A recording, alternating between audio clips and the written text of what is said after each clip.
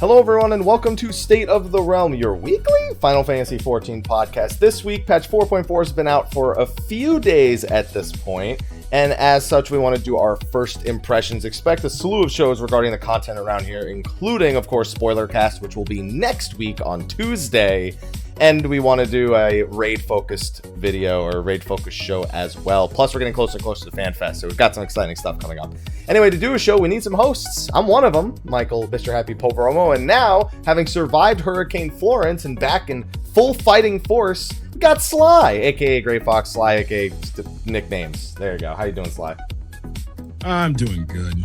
Yeah, good to be here. Sorry, I missed out on Friday. Are you apologizing for a hurricane causing you to? I was there Slyh, in spirit. Slyh, that's like there in spirit. Slyh, two things. One, that's like apologizing for being the kid who got beat up by a bully. It's like, oh, sorry, I didn't mean to get my ass kicked. Because it wasn't your fault. It's like apologizing for something a bully did. The hurricane's the bully in this case. Right. Oh, and also I have the wrong scene. People brought up that it's the wrong one, the wrong two. I've never had to replace the 2-person scene, so that's news to me. So it says Fusion, where your name is right now, because I've never had to replace Fusion. that. You are. I'm Fusion. It's weird because that's a step up. That brings me to point number 2. Slyh, last week is the only show you've ever missed. Yeah. Good job. Yeah, I've still been on less. I've still been on less shows overall than Slyh, but that just goes to, I've never had to replace Sly's name down there. So I was just like, yeah, the 2-person scene that I've set up 3 years ago, and I've never had to change. I changed it once last week, and bam, ruined. Yeah. But you're back, Slyh. I'm back. You're back. Good to be here. It's a good thing Hurricane didn't hit after 4.4 came out, because that would have been bad. I know. And see, it didn't even hit me that hard. It was just like wind, rain, and then power outage for a day. That was it. Like we really got lucky in Raleigh. So like I'm very fortunate. Yeah, we are also real fortunate out here in California where it doesn't rain ever. I actually shouldn't say that because we get fires all the time. So it's kind of just the opposite. We have different elements. You get the water, we get the fire. Yeah. If you go a little bit further north, you might get a little bit of snow, maybe. Yeah, Seattle, Washington, area. Go up into the mountains, maybe. You get a little bit. You'll get a season occasionally up there. A season. Yeah. You get all 4 at any time. And I barely get 2. My winters are barely springs. They're still too hot. But anyway, right. We've got a patch to talk about, Slyh. And I want to precede that by saying this is the hardest show I think we will ever do. Agreed. For about until Tuesday. Yeah, we have to hold a lot of shit in until Tuesday. Man, I really feel like both content-wise and story-wise, this was kind of a surprising patch. I'll second that. Yeah. I'll say this. I really feel like this is a patch where Soken kind of showed off a little bit. Tad bit. He flexed on us a little bit with he flexed on us with the music outside of Saint Mocion's, which I didn't hear when I did it, but I've now heard since, and I'm like, what? Yeah, what's going on here? Good. I mean, decent dungeon. I'll say that, decent dungeon. Yeah, we'll talk about the dungeons overall in a little bit, but 4.4, it's a patch that kind of on the surface, it's just kind of doing the core things. It's one of those patches that isn't trying to throw us any major curveballs like, Eureka patch or a Heaven on High patch. It had some new stuff, but it just didn't feel as curveball-y. But what is there at the core, I'd say 4.4 is probably near the peak of the actual development for those things. And it kind of sets a high bar that I feel like I don't know that they can hit that every time. I mean, well, they're going to have to hit it for 4.5. You realize that. 4.5 needs to, in every way, it needs to be more epic than 4.4 in story, sound, in pretty much every department, because now I can understand it maybe another patch like a 5.1 or a 5.2 doesn't hit that as much, but you literally can't go down from 4.4, because if you do, everyone's going to lose their huge erections. Yeah. So, and it's kind of different because 3.5 was just, it kind of set up everything, but it wasn't as epic as 2.5, and we were all expecting that. Now we're expecting that again. We expect that even further because of 4.4. Yeah, and I also look back to 3.4, like Soul Surrender was a conclusion more so than the teasings of a new beginning. Right. And it's just it's set a high, but we really want to tell you why. Let me just, if you haven't done the story or you just don't follow the story, do the goddamn story. Yeah. That's it. Yeah, that's what he said. That's it, because that made the whole patch for me. But we can't talk about it because Spoiler Cast is next week, and if we talk about it now, Ethos will kill us when we come to America. Ethos will kill us when he comes to America. Or he'll kill us on the next Air Zivia, which I feel as adequately prepared for, and I feel I will be inadequately prepared at the same time. Same. I still gotta go back and watch certain cutscenes.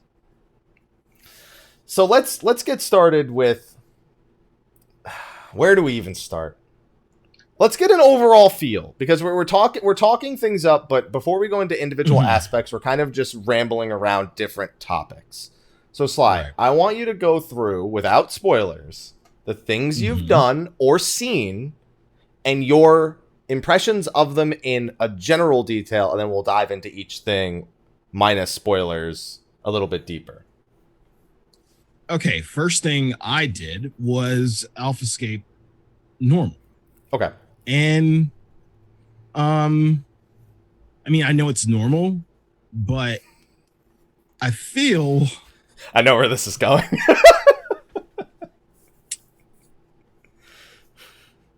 like this has to be like the new mechanics introduced for this raid tier. I'm a big fan. Now, Slyh, when you say you're a big fan, that's what your mouth is telling us. Now, what is your body gonna tell us?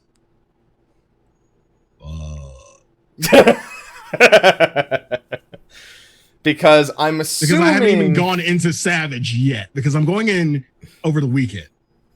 Pugging. So, double fuck. No, you'll be fine. 9 and 10, you'll absolutely be fine in Pugs. I actually think 9, 10, and 11, like, I see those fights as major, like, it's really only 12 where I think the Pugs are going to get really suspect. 11 has, like, maybe, like, 2 or 3 things that I think are really suspect, but it's all stuff that can be managed pretty carefully. I think you'll be okay. I think you'll actually be okay pugging this weekend. More okay than you think you'll be. Okay. All right, I'll accept that. Next thing I did was Suzaku, Chicken Waifu, both normal and EX. Pretty fun fight overall. I made a little joke about the mid phase of Suzaku, where you do DDR, like you would kill that shit because you're a god at DDR. Apparently, I've never missed a buff, so yeah. Yeah, exactly. I still gotta get a video of you doing DDR one day. I've got some somewhere. Maybe on like my personal Facebook. I actually don't know if I have any of me playing. It's me. I have like the video to the screen, and I'm playing it off screen. The only video I used to have of me actually playing DDR was I made a track for a fan-made version of In the Group 3, which got canceled by Konami because they sued the company that was making In the Group for making a DDR clone, basically. And so we made an unofficial version, and it got uploaded to a machine down the shore in New Jersey, and I found it and I played it, and my girlfriend at the time recorded me playing it, but I don't know if that video is anywhere anymore. I think I deleted it off my YouTube channel. I don't think it exists anywhere anymore. Wow. But yeah, that's just a little mini game. They actually kept it for EX, which is good. Simon is very interesting. A few first day jitters, everybody, we talked about this before the show. Few people claiming bugs for Simon. I did see one where it did skip a panel, and it was apparent on the outside of the wall. But other than that, fun fight. Main story. Slyh, no spoilers. Yeah, redacted. Then of course the dungeons. What did I do first? I think I did Saint Mocion's. The thing I'll say about the dungeons, for the first time, I really didn't feel like they were face rolling. They were pretty adequately challenging dungeons, I guess, but they weren't as face rolly as we've been kind of accustomed to. I'll say this: if a pug dies in there, I won't be surprised, but don't die in there, please. Don't die after the first time. First time, I totally expect people to die. That, in normal dungeons, I don't ever expect people to die even on their first time. It's just not ever asking much of you. I won't be surprised if somebody screws up and people die in this one.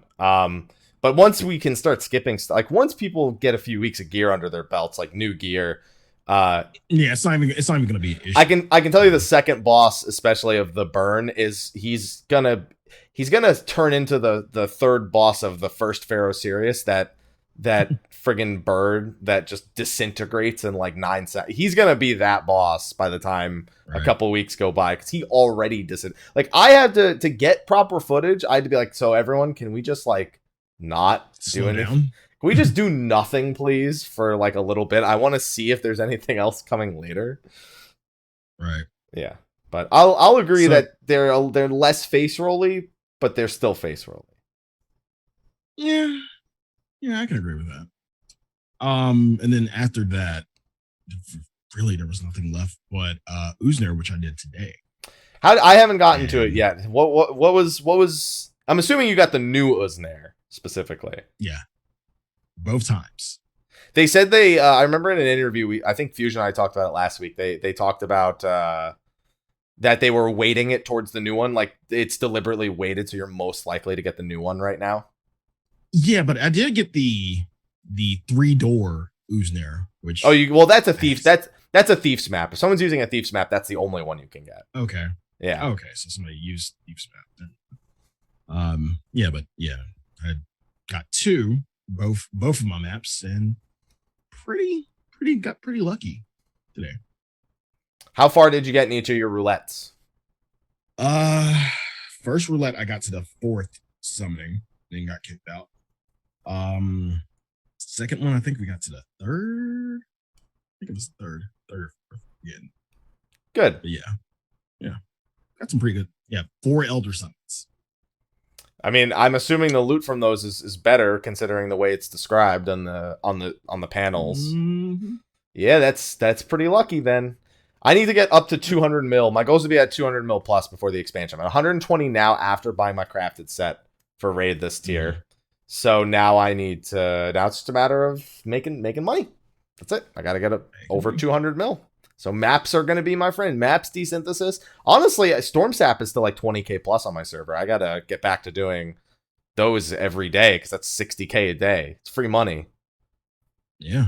So I gotta do that. Plenty of time though. Yeah, but it's just, dude. I didn't realize something about the roulettes with Uzner. It's totally possible on your very first spin to just get kicked out before anything happens. Somebody told me that, and I asked. I was like, "Well, can you get kicked out on your first spin?" And nearly somebody did, but luckily they didn't. Thank God. Yeah, that's unfortunate. Because there are panels for Atamos on the first one, so it'd be kind of weird if you somehow couldn't get kicked out on the first one. No, I did hear that the Atamos can spit you back out and you get another chance. I mean, it makes sense. It's the same. It's because I'd say Atamos is the more fair representation of the way the other Uznair works. The other Uznair, when you click on a door, it's not like one door's right and one door's wrong, but every time you trigger, I think they have different odds. Like one has a higher odd of giving you success on the first go. But every time an animation happens, there's a chance on that animation that it'll be successful. So as soon as you go, it can open immediately in the other one. Then maybe if it shuts partially, then there's a chance it opens on the second one. If it shuts all the way, then you have to pray for Rainbow Jesus. Yep. Rainbow Jesus. I'd say that with the way Atamos works, Atamos is the more proper representation of the way those work, where Atamos isn't necessarily a failure. Like, the first check is the wheel. If the wheel lands on Atamos, then you have the second check, whether or not you actually get to stay or not. So, it's good to know that they put even more bamboozling in there. Like then there's also the bamboozle of the wheel, which can land on Atamos and then adjust off of him. And then there's the actual Atamos one. Yeah. Yeah. I can't wait to do that. I can't wait to do the new map. I'm so excited. It's so fun. It's so fun. I want to go back and do maps tonight. Yeah, now we just need mega servers so I can do maps with anyone on my data center and we'll be okay. Which we can probably talk about a little bit later, because there's a DualShockers interview that came out this last week as well. That's got a few people talking. All right. So let's dive a little bit deeper into individual bosses, individual dungeons. Now we've done kind of general overview, because I've pretty much done everything you just said, minus Uznair plus the gate from the Gold Saucer, which only took me about 3 minutes to do. And it's worth 4,000 MGP if you do it perfectly, which is pretty nice. Especially when I think of the Make It Rain campaign coming back around eventually. Mm-hmm. So, good. On top of that, cheaper mini crackpot.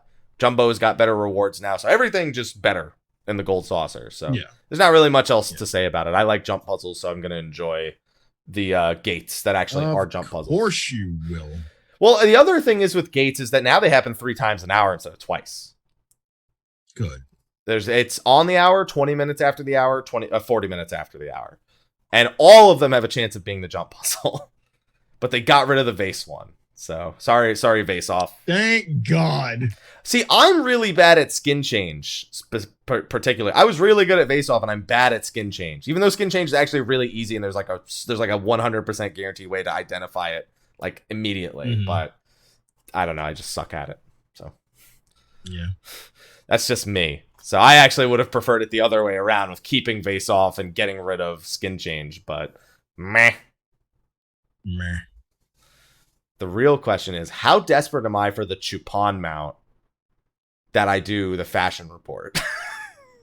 Because I've never done the fashion report. Not that fucking desperate. Yeah, I actually went to Gold Saucer, saw a quest there because I was just there to do mini crackpot.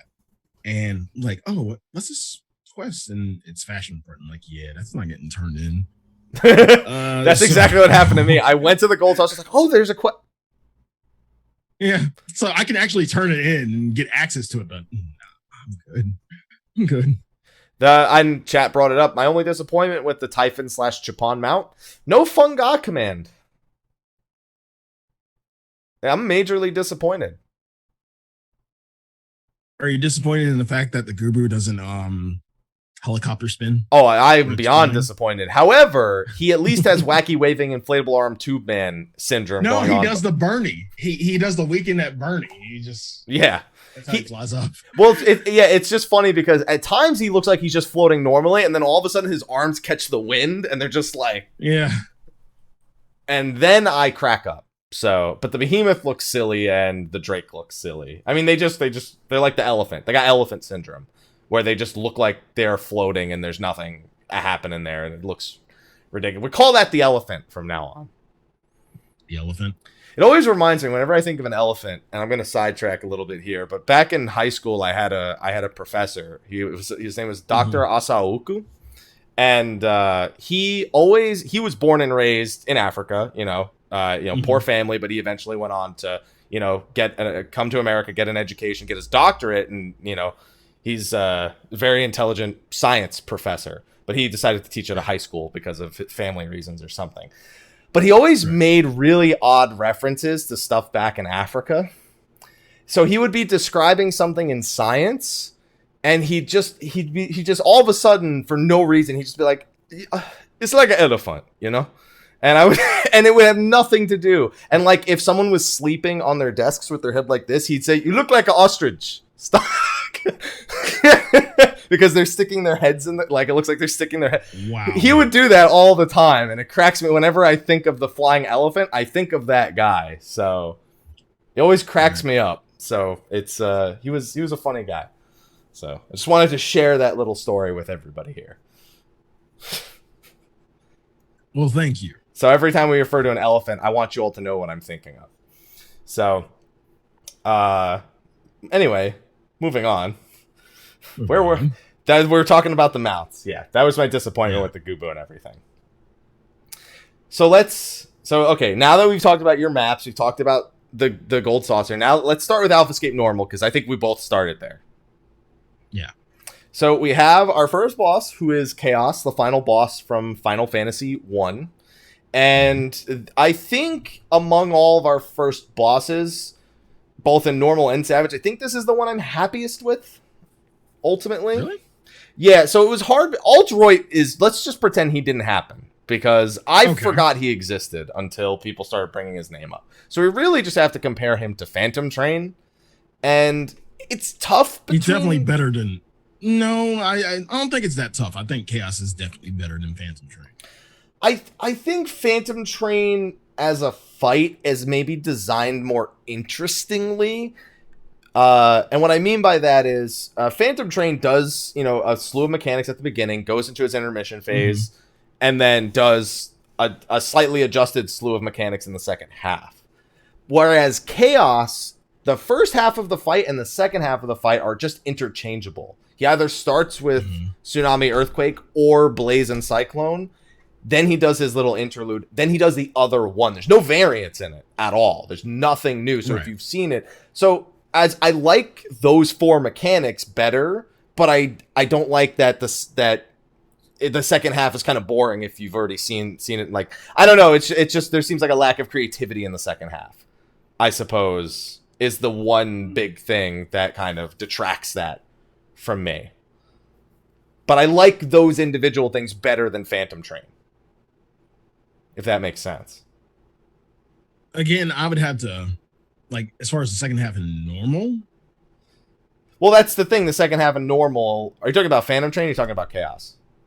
Chaos. Yeah, it's just that because the second half can literally be... But if you go in there twice, your first half and your second half could just swap. But there's still no difference mechanically between the first and the second half. That's the one thing that I think they kind of held back on it. It's true in Savage too. Savage is the same way. If you've seen the first half, both different patterns, that means you know the whole fight pretty much. Which is good and kind of disappointing at the same time, because you want the end to kind of start leading up towards a finale, like a big finale. And he doesn't have that moment where... again, this is the first fight of the tier, so don't expect too much. But even Phantom Train, like, I think of the first half and the second half. And the second half, I remember just the slight mix-ups it did were satisfying to me, whereas this had no mix-up, period. Right. So that's it. It's really the only drawback I find for Chaos. Other than that, I find him to be more fun in general. Yeah, agreed. And then we have MIDI. No. Woke MIDI. I don't even know if I want to call him Woke MIDI. I'll just call him the OG. The OG, yeah. Because that's all he is. That's the Midgardsormr that actually looks like he's the parent of his children. Yeah. Yeah, I don't know why, because like when I was doing the fight, I was trying. Like the one thing that caught me off guard was originally the spins, and once I kind of saw it, I'm like, oh, yeah. So yeah, the spins, like his spin mechanics, pretty simple once you get it. Other than that, like mainly for normal, it's general take and spank. There was a nail phase in the middle with with an ancient dragon. You know what? I kind of figured there was going to be another ancient dragon come in for a Midgardsormr fight. What were you going to say? Sorry. I got to talk about that ad phase. Because Okay. you're not going to believe me when I say this. But the ad phase is Alright. done better in normal mode than it is in Savage. It's done way better in normal. So in normal mode, it starts with the dive bomb plus the fireballs doing the cross AoEs. And there's 2 sets of the cross AoEs. So you got to go between them while dodging that. Then you have just the nails and the dragon. And then it's over. In Savage, all they did... They skipped the fireball bullshit altogether, and they just go straight to the nails plus the ad. And the only difference is that a small nail connects to a big nail, connects to him, and you can't kill the big nail unless you kill the small nail first. It's the most boring ad phase I think I've done outside of Byakko. Byaku's the only one that is worse for me than this one. It was just so uninspired. It's like, it's not like they needed to make it crazy hard because it's only the second fight, but it was just so not interesting. Like, there's nothing redeeming about it. It's like, should we be killing these nails? And no, everyone just YOLO kill the nails and the tank make sure he survives this thing. The only thing important about it is the buff you got at the end in Savage, which then doesn't have anything to do with the ad phase. It's just important for a later part in the fight. So the normal mode, it literally just has one more thing, and that automatically makes it more interesting than the Savage mode ad phase. I just wanted to throw that in there because I was really disappointed with the ad phase for Midgardsormr on Savage. Hasn't this kind of been the tail of the tape for a lot of fights in comparison? For 4.0 in comparison, like normal versus Savage, in which, you know, something originally it was what was it in Halicarnassus, the game, the middle game that they left out. Yeah, everyone like, thought the game. Everyone thought the fucking game was gonna be. Yeah, I forgot about that. Yeah, it's always something that gets lost in translation from normal to Savage. So, was there anything last year that kind of got left out? No, so let me. So Phantom Train still has. I mean, to be fair, on Savage, everyone just cheeses the ad phase with the warriors. So maybe that, but you know, it's not intentionally like that. There really isn't that kind of phase for. In Savage for 010, there's the Siren. That's new, so that's like kind of like your middle point. So that's the normal mode doesn't even have a middle point. On 07, Guardian has Virus. Normal mode doesn't. So I'd say last year they added more kind of middle phases as opposed to like taking away. But Halicarnassus and this one are the two where it felt like they just removed something and then changed something else. Right. Yeah. So that's it. That's what I got. But yeah, other than that, Midgardsormr I think is fine. I think he's really close to Catastrophe on normal mode in terms of interest. But thank fucking Christ, there's no duty action this time. The duty action was not on the second fight in normal mode. We broke. That's it. They're changing their ways, Sly. No more of that. When they added a second duty action, didn't use that either. Speaking of which, we did get it in 11. Stop it. Let's not talk about that. Well, actually, we will, but let's not talk about it. Yeah. We didn't use the second duty action, which I want to ask you, what do you think the second duty action button is going to be for? They added a second one.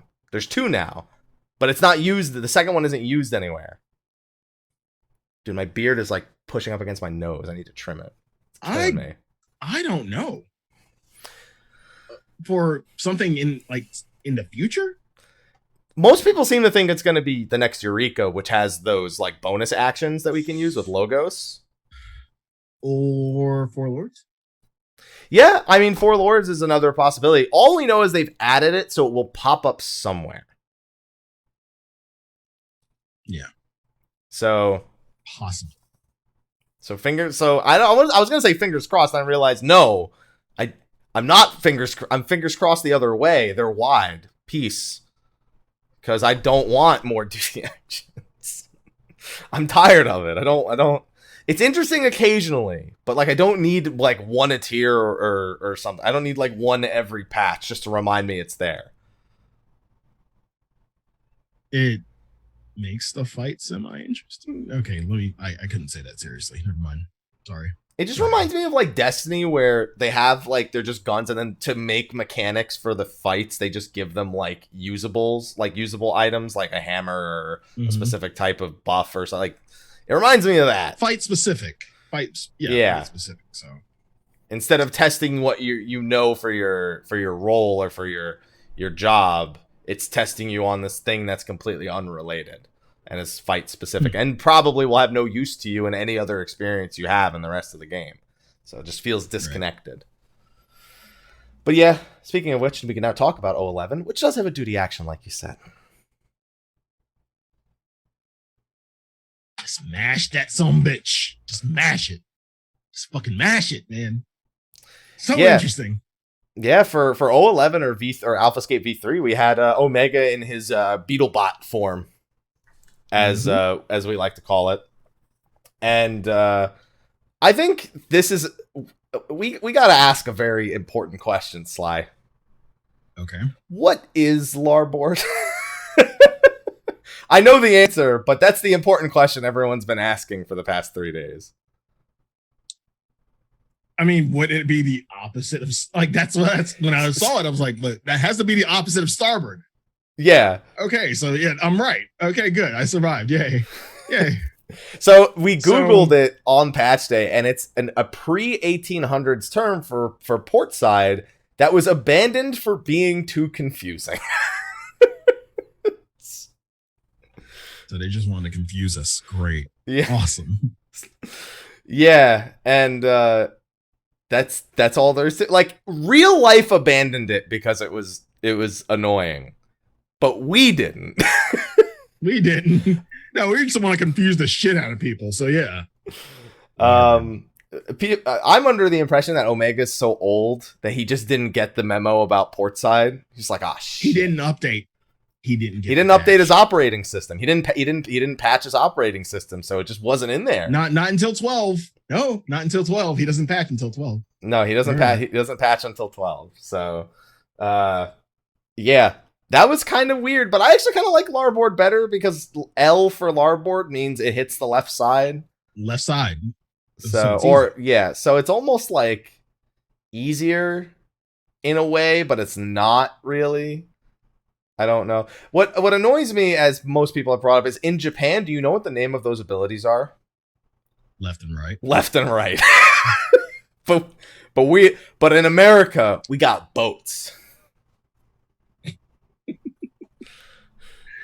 Whose bright idea was this? And please don't. We know whose bright idea it was, and I love the man for all the work he does. But I didn't need this. This is Dueling Circle for me. Like, this is the equivalent of Dueling Circle, which was actually a square.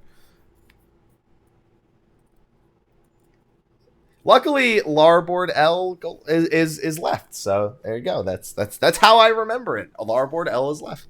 But the rest of the fight was fun. I had a lot of fun in 011. This is kind of where it feels like they didn't pull any punch. They didn't pull as many punches in normal mode. Right. I'm so glad you didn't get that pun. I'm so glad that it took me. I just did. I'm so glad that you didn't get that immediately. Yep. I really wanted you to not notice it, so then I could make you notice it. I didn't even think you were punning, but okay. Yeah. Thanks. You're welcome. Okay. Awesome. Yeah. So that was kind of the big surprise for me. Is there's just Omega is just like, I gotta summon a bunch of fists. It's just fists everywhere. Fists, flamethrowers, mustard bombs. See, but those I get, but he just has fists. I just love that Omega's trump card is fists everywhere. A line of fists, big fists, just the whole time. He's like, I may not have opposable thumbs, but I can summon some big fisty boys here. Zingon's House of Fisting. There you go. His favorite dungeon's probably Temple of the Fist. There you go. And it was, I don't know. I did it again today, and I was like, this is a lot of fun on normal. Mostly because people just fucking go all over the place. They're like, all right, just fuck it. Just everyone's panicking and running all over. I love looking at how many people know how to avoid starboard and larboard. Larboard, yeah. This fight's just so entertaining on normal mode. Now, we haven't even mentioned the best part about this fight, the fucking music. Yeah, I mean, I it's 50-50 because this is another one of those songs where I'm like, I don't know what the fuck. This is our rise, pretty much. Because nobody knows what in the fucking hell he's saying. I can hear, like, the occasional killing something with, and then something about silence, and I have no idea what you're saying. All I know is we better get it at FanFest. Please. No, so here's what's going to happen, and it's going to piss me off. It's not going to be at FanFest for North America, and then they're going to have it ready by the time they go to Europe or Japan. And then they're not live streaming the concerts this time. That's what's going to happen. So please don't do that. So can I beg you, perfect this now. And just play the same songs at all three because none of us can enjoy the other one. Please. Exactly. I don't want 4.5 songs at like Europe because then I'm going to be sad that I didn't get it. And I don't want that. But I do really like, at least I like what I can understand. Yeah. Just needs a sonic boom. No. Why? You don't like sonic boom? So tired of hearing that. You disappoint. Listen, you'll be saying the same thing about Omega in however many years. In 2 years, you'll be like, I'm so tired of not understanding what that guy's saying. I mean, I never got tired of forward and back. That surprises me. I know a lot of people got tired of that. And then we get to 12 or V4. Okay, so let me be clear. Let's before we go anywhere.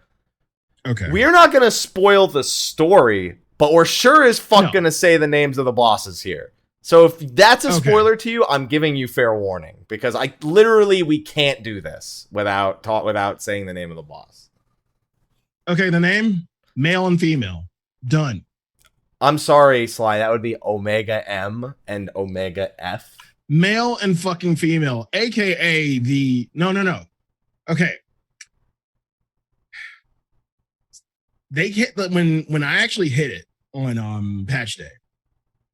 It was brought to my attention the 1.0 box art. Oh, do I have it? Oh no, I don't have that anymore. No. I lost all my like old collector's editions when I moved to California. So I was about to go see if I had it, but I don't. How similar are you saying that they look?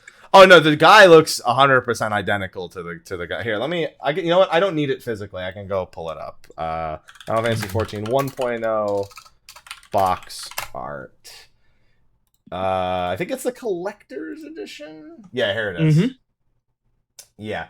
I'd say the sword is slightly different and maybe less of a collar, but otherwise the design is pretty friggin' identical. It looks like they made a few changes to it, and that's about it. Can I get the friggin' image on its own, please? Open image in new tab. All right. Yeah, I remember that collector's. I remember the little diary it came with. It came with. Do you know what the 1.0 collector's edition came with? Didn't it come with a certificate? It came with a form to fill out to order in a birth certificate for one of the 3 starting city-states. So I don't have it anymore, an Ul'dah birth certificate or certificate of actually no, I think it was a birth certificate specifically. Dude, you don't know how bad I just wanted to show up at the DMV with that thing. Just to see if, and like, I'd still bring proper identification, but like, I just wanted to show up to the DMV. Wanted to troll. I just wanted to just see what they say. So this says that you were born in Ul'dah? What country is that in? Thanalan. Just see how confused I'm like, no, but for real here, this is my actual identification. Yeah. I think they'd actually just kick me out of the line if I did that. Okay, so here's the box art for the collector's edition of 1.0, or the collector's edition art. And you can see there's a few liberties being taken, but it is, for the most part, identical to the design there. The skin, the hair, the armor. The sword is a little different. That's about it. Yeah. And the female just looks like a female version of that. Right. I'd say it's close. Bro Mega and Bay Mega. Sure. We'll go with that name. If you so desire it, Sly, we'll go with that name. That's what I've been calling them. And yeah, this was in a way it was a surprise. In other ways it wasn't. We're not gonna dive in too a much way into we that. can't talk about right now. We absolutely could. It's just we beat it to death, Sly. It's been beaten to death. It's hard to talk about but at the same time it's so easy. So let's just say that it was still somewhat surprising. Yeah. It was more surprising to me the context of the bosses, which we won't go into here. You get all the information about that in the fight itself if you read the text of Omega while he's doing this, and you can pretty cleanly figure out why he's in a male and a female form, regardless of anything else. But it was a pretty well done fight in normal mode that left me asking a lot of questions for Savage, which I've since answered. Okay. But in normal mode, I mean, it's so weird to take a boss from 100 to like 10, then have them come back at like 13% health and 100% health, then have them come back at like 70%. Like the health bars are all over the place for the bosses in these fights. Yeah. But it was just such a welcome form of chaos. Not the first boss. It's chaotic. We'll go with that. It's chaotic. Yeah. I'm trying to think of any other time where we had bosses with like split HP. Oh yeah, fucking Gordius. Technically. Why do you gotta bring that? Why you gotta bring up? Why we're talking about good things here? Why do you gotta bring up Gordius? I mean, because it was at least a little bit more organized than Gordius. This one, it like you said, it's all over the place. Like, okay, they're splitting. How did it get HP back? It's teeter-tottering. What the fuck is going on? Who are we hitting? You know what I love about A1 is the second boss spawning, and then you get the first one down like 10% lower because it takes like 20 fucking seconds for the first one to walk onto the arena. You also have see, Caduceus is different because Caduceus splits his health in half. Right. Whereas these just like the health, it's just all over. It's shared. It's a shared pool, but at the same time, like you said, it's all over the place. Yeah. And I was trying to figure out what the fuck was going on. And like, I kind of figured that in the end, like, yeah, you would probably have to take them down pretty much at the same time. I think a lot of people thought that. Yeah. It doesn't entirely work out that way, though. Right. It's more like it's strongly encouraged, but not super strict that you do it that way. Because it's like if you don't, then it just starts AoEing over and over again. Which isn't too bad. Like I healed through a couple of them. It's not that bad. Like Neverwhere. Yeah, kind of like Neverwhere. Yes. Yeah. Not even like that. It's more like just they've been ending a lot of the Savage fights like that. Like I think of the end of God Kefka. I think of the end of a lot of fights is just AoE spam, pretty much to make the healers have to do something. Right. Yeah. But with this, I mean, it's really, for me, with only 8 people, it's really hard for them to properly do a council fight in 14. I think A8 is probably their best attempt at it. And then this, A8? That would be the 4 robots before they turn into Brute Justice. We have Onslaughter. A6. Yeah. No, A8. In A8, you start with Onslaughter, and then the 4 robots, you have to deal with the 4 robots also. What's A8? Okay. Yeah. Because all 4 of the robots from 6 appear again in 8. Oh, yeah, that's right. Yeah. That's true. For Justice, yeah. That's like the closest they've ever come to doing like a council style. And that's just a phase. That's like a council style phase that's done pretty well. This was pretty well done for 2 bosses. Like I think this is the best 2 boss fight that they've done. It's way better than fucking A1. But This I think is the best job that they've done in a 2-boss fight, because both of them have all their own mechanics, and that shit gets crazy even in normal mode towards the end. Yeah, I kind of like and it was to be expected. It kind of like well, you can only hit one. So you can only hit male, or you can like half can only hit male, the other half can hit female. And like I was kind of guessing from the fight that like in Savage, it would probably swap it out in the middle of the fight too, where like you start on male and then it'll swap your debuff, and then you have to hit female, and it could get pretty chaotic. I think you would know because you've done it. So the big thing about Firewall, and I today I tested it in normal mode too, is Firewall it takes the 2 DPS, the healer and the tank, who are closest to one of them. So like if you send a tank next to the male, he'll be the target for male. So people who are like pugging and like both tanks are hitting the female or like the male, whoever they get knocked into, and then it swings, and then one of them goes, "Oh shit, it was me," and then and then the aggro is just all over the place because people aren't doing it. I actually didn't learn that till Savage, but I tested it today in normal, and it seemed to work the same. So, but in Savage, yeah, they make you do a few back and forths, where they make you do one back and forth, where they swap you to the other one, only a single time.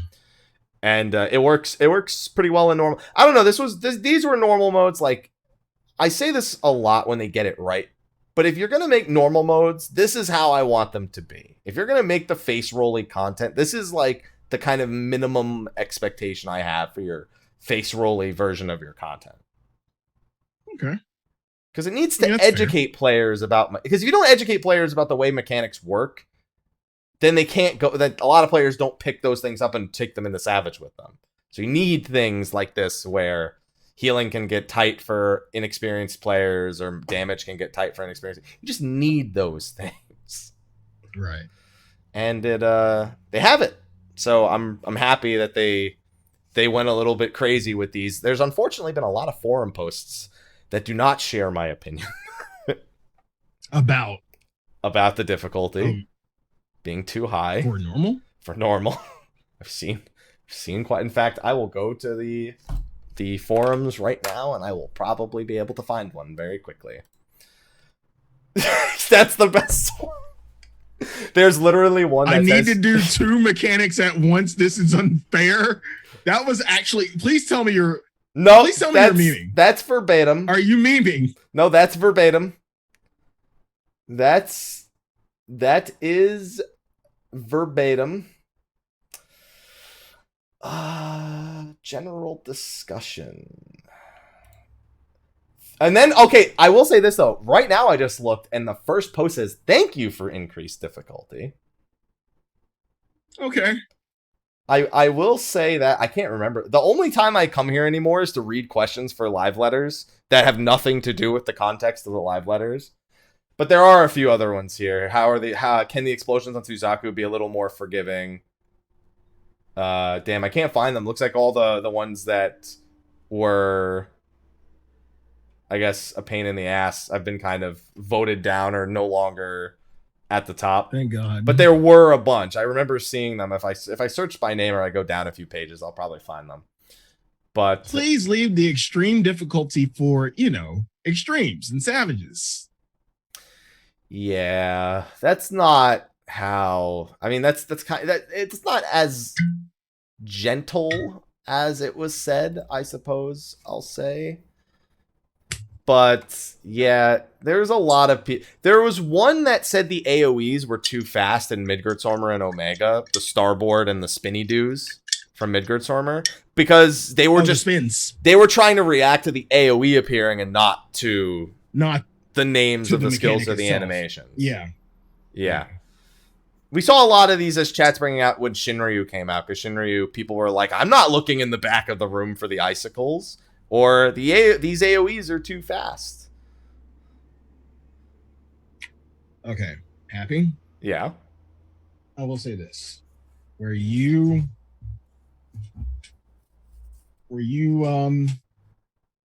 said some things about, my use of ACT. Hey, we're not at Suzaku yet, buddy. I'm saving that for the Suzaku. I'm just gonna amend this. Like, I was at the point where I just wanted to mindlessly DPS, and it was only for one mechanic. I got tired of being in Primal Party Finder. I just wanted to zone out, get my clear, maybe get a weapon, leave. So Today, I did not use it. I did not use it. Slyh, first, I want to give our viewers some context as to what you're referring to, because you brought it up out of nowhere. I hadn't brought it up yet. So I know yesterday I made the very direct comment to Slyh that if you are using ACT triggers on Suzaku, I am no longer your friend. Okay, first of all, one, it was for one mechanic. The other ones are just for buffs. Everybody has those. Everybody and their mom. I do not, but go on. Fuck you. But still, like, it was for only one mechanic because I just mindlessly wanted to fucking DPS. That was it. It wasn't for, like, it's not like you can create an ACT trigger for blue, purple, yellow, black, blue. You can't. That would be fucking, if somebody did that shit, that would be ridiculous. Because I don't know where they would be, how they'd even be able to do that. I don't know how you could program. I don't think there's any text to tell you, and that's the only way it works. But listen, Slyh, all I'm saying is, okay, that's what all I'm trying to tell them is the context. Because what you then came into my stream and told me is that I'm just trying to get through these pugs. And my only response was, but Slyh, you using it doesn't help them. Doesn't make them any better. That's true. It's for my own fucking sanity. Like, I have to deal with them. Like, I don't know how many times I became tank. I can't count how many times I became tank, even when I use the version, because I use that. I actually do. Do you use your backflip? Because that'll fix the tank problem real quick if you don't go off the edge.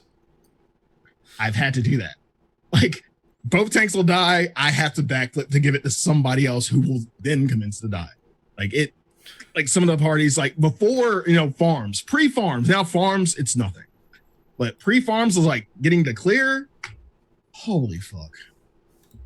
Okay. Oh, this was, and again, we kind of skirt past Omega, but I mean, you're the one who moved on to this, so I'm taking care of this now before we actually talk about the Suzaku mechanics. And I'll say this, Slyh, I'm proud of you for not using it today. Yeah, exactly. I mean, again, it's just like sometimes you just want to fucking turn your brain off and not do things, and it's only for one mechanic. Jesus. But Slyh, it's a mechanic that is you have arm's length for every single time it comes up. And it comes up at the same time. Almost. I've tested it almost every time. No, I have it. I have it for every single one. I just don't use it for the knockback because I don't give a shit, because it's not going to send me off the incandescent, edge. You don't have to use it. You shouldn't use it for incandescent. Oh, I don't. Yeah, you don't. I don't. What the fuck? Why would you use it for incandescent? I'm talking about. I'm talking about the knockback and the pull-in. Yeah, that's what I'm talking about. Like, so yeah, incandescent comes with a knockout. So yeah, don't use it for incandescent. But Slyh, actually, for Dragoon, did you know there's a little trick for incandescent? If you jump right as the debuff is wearing off to start, it'll lock you into your jump for the first second of the thing, so you won't move as much. Because your jump animation is animation locking you, and that's factoring into. So you're saying time the elusive to the knockback. Yes. I don't know about elusive. I don't know about elusive. I know elusive should do it too. Regular jump. Yeah, I could see that, but like an elusive or something, if your jump's off cooldown, iffy. Yeah, all it does is it just delays your running start time by a little bit, and it doesn't really help that much. But it's just something I thought was interesting. Speaking of jumps, fuck that middle hole. Now, Slyh, tell me how you really feel. Slyh, the first time I did Suzaku normal, I was just standing in the middle while waiting for the AoE to resolve. Wasn't great. Okay, I've done a regular jump and a spine shatter to where the tank slightly pulled Suzaku away from it, and yeah, Yeah. See, but Sly, I can't Fuck blame that hole. you for that. If the tank drags Suzaku out of the middle and you... That's I mean, bad. but normally isn't your jump supposed to trigger to the outside of Suzaku? Not Oh, like it is, but when fucking... Suzaku's outside has a hole in it, then giggity, then you're fine. Then that's what happens to you. God, it reminds me of fucking Ozma. Let's not talk about Ozma. Let's not talk about him. That's what it reminds me of every single fucking time. Ozma. That's not Ozma. Yeah. Top Hat's like, if you're doing it with a bunch of first timers, just as the paladin, put your wings facing the middle of the room in the phase transition and see how many people try to get your wings buff. Oh God. Trolly. So and as chat's brought up, rescue is the devil. Oh, thank God I didn't have certain people in there. Oh boy. Yeah.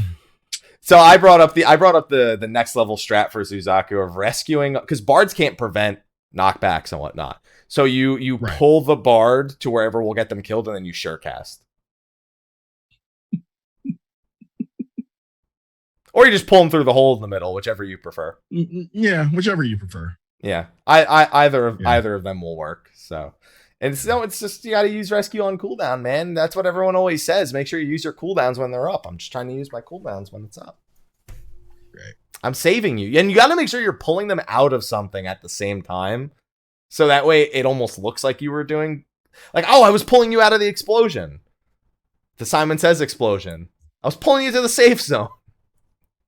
I know what you were doing. Yeah. I know what you were doing. Anyway, now that we've done talking about Suzaku, back to Omega. Right. Now, you haven't done Savage yet. Not yet, going in this weekend. What do you know about it? Not a lot. What do you know about it? Hardly anything. Sly, what do you know about it? I know a few mechanics for chaos. That's it. What do you know? Tell me. You've already referenced something. You've already told me how much you know by making the joke you made earlier about patching. Oh, for you, because I've seen you do it, and yeah. So, can we go ahead and say? I mean, let's just, yeah. I mean, this is the thing. It kind of is, but it's not actually part of the story. No. So it's like it is and it's not at the same time. That really all there is to say, and I don't think this surprises anybody because it happened in Deltascape and it happened in Sigmascape. There's a Savage exclusive form in 012. Right. And spoiler alert, it's Omega. What? No. Wait, you're telling me Omega's the boss of 012 normal and 012 Savage? You got it, buddy. I don't believe you. There you go. Yeah. Yeah. Our boy Omega. So the reason why I want to bring that up is I think Omega is going to eventually be the most interesting ultimate we get because he is going to be all four bosses. You have Omega, Omega M, Omega F, and Omega again. He's going to be all four of his own bosses. And level checker, because fuck that thing. But anyway. Yeah. Yeah. Spam it! Fucking spam it! Yeah. I thought it was hilarious because I immediately just started thinking, like, how do you one-up this, Omega? How do you one-up? And I gotta say, dude, the fucking Faust in 012 Savage, dude, that shit is literally, like, more difficult than 09 Savage. Like, it's like an 8-minute fight. It's an 8-minute Faust. It's like long. It's like as long as 09 Savage. It's like as long as the first fight in a tier. 8 minutes exactly? I think it's 7:59 as the Enrage cast or something. It's either 7:59 or 8 on the dot. How long was X-Death? Like 12? X-Death? So you mean X-Faust? X-Death. Yeah, but do you mean the Faust or do you mean Neo? Neo. Neo is 12 minutes. He's like 12 to 12 and a half something. So X-Death is like 4 minutes and 40 seconds. Yeah, exactly. So again, like it's not far from an actual, like the actual fight itself, not the Faust, but actually it's its own fight. Godka is God Kefka is like 10 is like just 10. Over 10 minutes. It's like almost as long as God Kefka. Although Kefka's first phase is also 7 minutes. So it's like a full fight. It doesn't feel like it's a Faust. It actually feels like a full fight thrown in there. Yeah. So I was pretty impressed with the quality of the Savage versions of these fights. Honestly, all of the Savage versions, I gave Midgardstormer shit, but these are all, if you look at their respective encounters to compare them against, like 01 versus 05 versus 09 and 02 versus 06 versus 010, I think these win across the board. In comparison to all tiers? In comparison, you know what? I think we should probably go as far back as Creator, because I think Creator is kind of where this difficulty of Savage was incorporated. And Creator's actually... So, first of all, anything's better than A9 and 01 Savage. Those are both terrible fights. A9 was the scrapper bot that's like in the middle and ate the robots. Oh, yeah. Hard line. Creator's A10 though that was a top quality fight. A10 Savage is an amazing second fight. So that one I think that one beats Midgardstormer. What about Cruise Chaser? See, this is tough. I really, really like Omega on 011 Savage. I think it's got some of the most satisfying mechanics to do. And I'd say that with Cruise Chaser, it was fun, but I don't know what mechanic I'd say there was the, like, I feel really good to execute this. Because Limit Cut was, if anything goes wrong, you're ruined. It wasn't, which is kind of the same as 011, but it's just something about Cruise Chaser. There were times where I was more like, fucking hell. Then I was like, yeah. Cruise Chaser was a collectively fun fight, but I don't know if it was as satisfying for me as 011 Savage, personally. And also Cruise Chaser was skipperoo, because there's just skipping Lapis, there's so much phase skipping in Cruise Chaser that even happened in the first week that was a little... And we're not seeing any skips this week or anything. We're cheesing things already. I'll tell you that. Okay. In 011 Savage, there's a mechanic where you're supposed to blow up fists. There's 8 fists, and you gotta blow them up 2 at a time by making them punch each other. We just say, fuck it, we stack all 8 of them and tank LB3. We're like, we're not doing this. We're not fucking doing this mechanic. I know how you up in the end though. No, because we beat it. We already cleared it for the week. So oh god. Yeah. Like, as soon as we were like, oh, we can, all right, well, if we're not short DPS, then I'm sure as fuck never doing this mechanic the intended way. Like, you ever just see a mechanic and go, I'm not doing that. that was the thing from 011. Oh, okay. I was like, I'm not doing that. Soar would be, yeah, I'm not doing that. Soar, yeah, not doing that. No. I'm just like, I'm not. To be fair, Soar is where, it's not really where we learned about tank LB3 cheesing. But man, is it the second Soar, tank LB3ing the second Soar, because you can skip the first one. Yeah, that's the thing. Yeah. I'm just glad that we decided to do it. We spent 15 minutes talking about that mechanic in 011 Savage. And then at the end of the 15 minutes, somebody went, can we just tank LB3? Just undid the last 15 minutes of discussion that we had prior to it. Y'all just agreed, just like that. Yeah, it was, and we were like, yeah, let's try it. We were like, we weren't even like, yeah, let's try to do it normal. As soon as somebody said it, we're like, yeah, let's just do that, please. It was unanimous very, very quickly. But yeah, 011 is just so satisfying. For me, I think 011 beats the other 3. I think it beats Cruise Chaser by a slim margin. I think it definitely beats Halicarnassus, and I actually did really like Halicarnassus.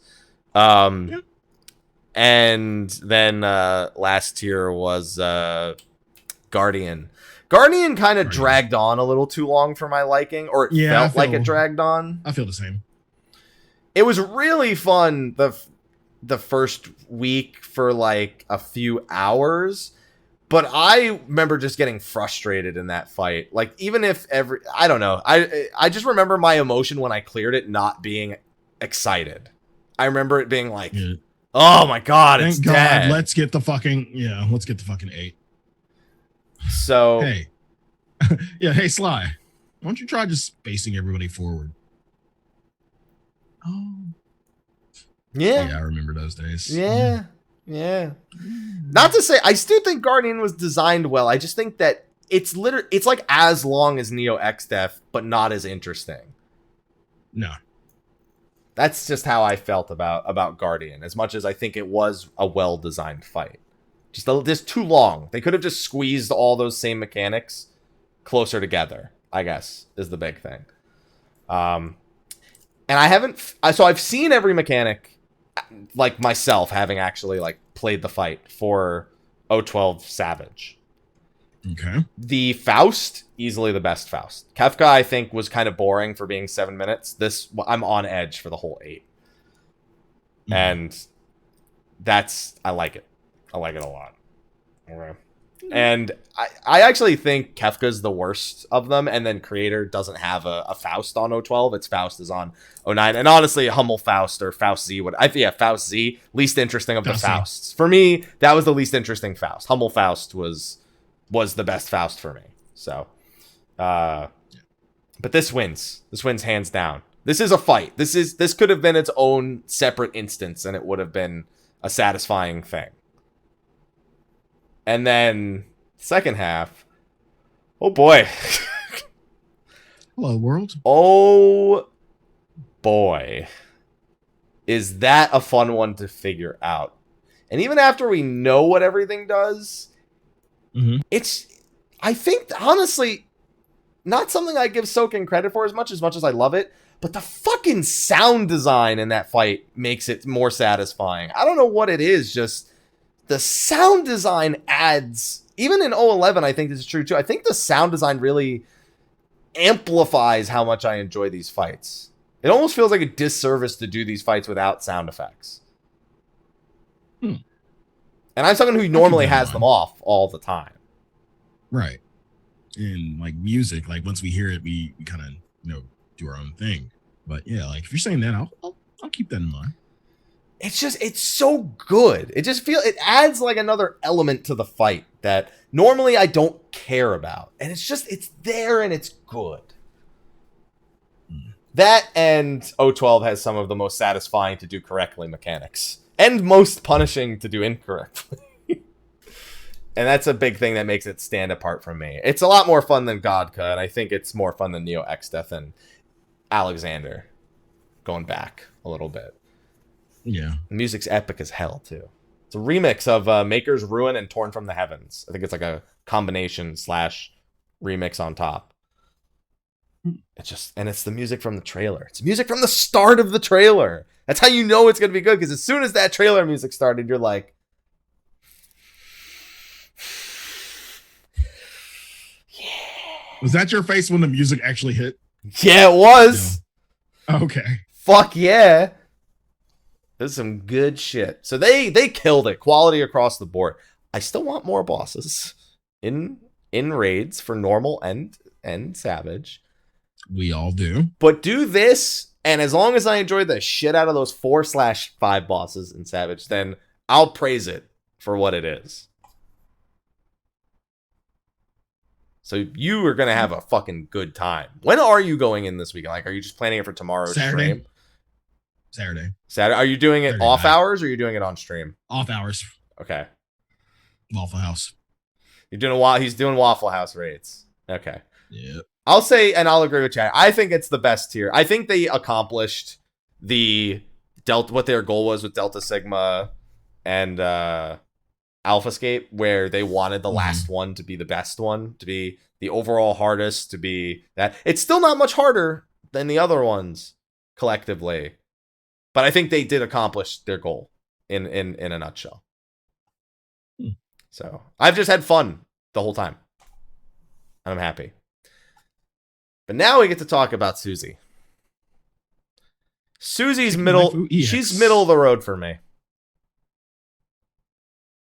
Definitely better than Byakko. Anything's better than Byakko, except for Lakshmi. All right. Lakshmi and Bismarck are the only thing in a tier below Byakko for me. You don't understand how much that far. You don't understand. I mean, it's not about how far, but those are the only two I put below it. Because, like, I think back to, like, if Ifrit's Extreme it wasn't very intuitive, but it was still not as boring and snoozeville as this. And then Bismarck, we don't talk about Bismarck. Yeah, I agree. It's a solid fight. Yeah. I like it. Yeah. Suzaku's above Byakko for me, but I would still rather do Tsukiyomi as a fight over Suzaku. So you're putting Tsukiyomi over Suzaku. Yeah, I'm still putting Tsukiyomi next to Shinryu, because I don't think Shinryu really fully executed on my envisionment of the 0.1 primal extreme mode kind of thing. But Suzaku, I'd say, loses a lot of points because of the first 20% initially. Agreed. Because fuck you for jumping 5 seconds in the goddamn fight. You whore of a bird. That pissed me off so bad. Like, okay, I guess I have no opener. All right. Thank you. Thanks. No, you do it. You just do it after she lands. That's what I learned. That's what I started doing. It's stupid. You know, the other option is to do all of your, like, here's the thing. What I've started doing is I'll pop Riddle of Fire and Brotherhood on my second GCD. And, like, I see, like, Warriors doing Inner Release on the second GCD, and I see Ninjas doing Trick on the second. And what that does is, if it's 90 seconds or less, you get another one before the end. And so you technically get a little bit more out of it. But also, unless everyone does it, it doesn't line up, so it's not super efficient. But she just shits on every opener. Like, who puts a jump 5 seconds into the fight?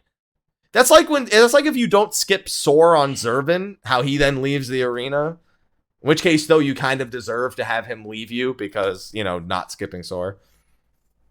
Yeah. And then the birds on the ground are just it's not done very interestingly.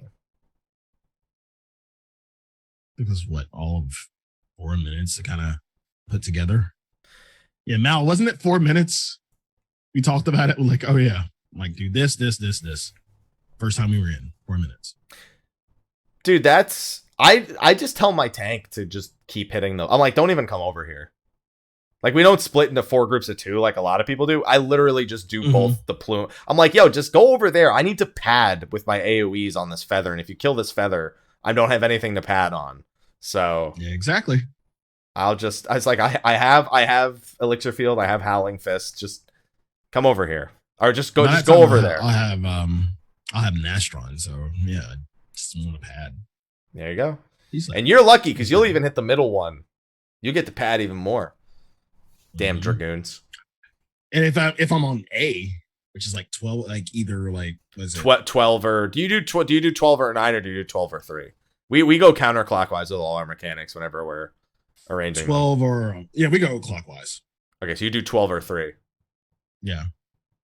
Okay, yeah, we do for us it'd be 12 or 9. So just making sure. Yeah, and then I would be 6 and 3 because I'm sorry, I'm not 12 or 9, it'd be 12 or 10:30 or 12 and 1:30. Yeah. So if I get A, like that's hella padding for me because everything's there. Like including the plume. You better be sticking a melee on that thing. If you stick them, if you have 2 melees and you stick them anywhere but the ones that are closest to Suzaku, I hate you. Like just so you know. The fuck are you doing? Yeah, exactly. 10:30 or 12 melee group. Yeah. Okay. So anyway, that first part of the fight, real disappointing. Just nothing Byakko wasn't super interesting, but at least I enjoyed the slam, the slam and welcome to the jam at the beginning. Even he had like a better first 20%, even if it led into the friggin' bullet hell thing. That's not even hell. It's just like, how can I do this without trying as best as possible? Yeah. Then we get to the DDR phase. Yes. And it's weird because as much as it's not a DDR song, I just hear Initial D while I'm doing it in my head the whole time. I don't know why. It's the first thing that comes to mind, but it is. Have you ever got a group that's gotten all 10s? Mine. Why are people bad at DDR? What the fuck? Our controller player said that his sensitivity wasn't high enough for him to do it initially. The fuck are you talking about? It's so he had to turn. controller. I don't know. He said he didn't like doing it on controller or something. But keyboard turners do not enjoy, like people who turn with A and D, turn their characters with A and D. Not a great experience. Oh my god. And then on top of that, how are you so bad at DDR? Now people who have legacy controls, it's also kind of funny. Because legacy controls, you can literally look in a direction, press W, A, S, or D, and that's it. Because legacy is where there's no back point, so you don't backpedal. You just turn and run in whatever direction you click. But then I had someone with legacy say that it takes like half a second for them to turn, so they missed one. And I'm like, no, it's not. That's a bullshit excuse. Legacy is the easiest way to do it. I do right click turning. Oh, it's just on the analog stick. Just move it that way. Done. Yep. 10 out of 10. I'll stick with my right click turning because I don't want to change my control scheme. But at least listen, this isn't nearly as annoying as Byaku's thing. It's super gimmicky, but it's also just easy. So it's easy and it's fast is the big thing. It doesn't drag on for like 2 minutes. It drags on for like 40 seconds. So, and it gives you a DPS boost, which makes you feel really good about doing it right. And it lets you laugh at the people who don't. Again, why are you also shit at DDR? I don't know why. That's it. That's all you do. So, and then you go into the actual fight, and that's where it gets kind of weird. Because you go from DDR to Simon Says. Mm-hmm. Now, my group likes to explain mechanics with colors. I don't like that. No. So do you go by the letter instead? I go by the letter. I don't know what the fuck those letters are. I don't know what they are, but I can match symbols.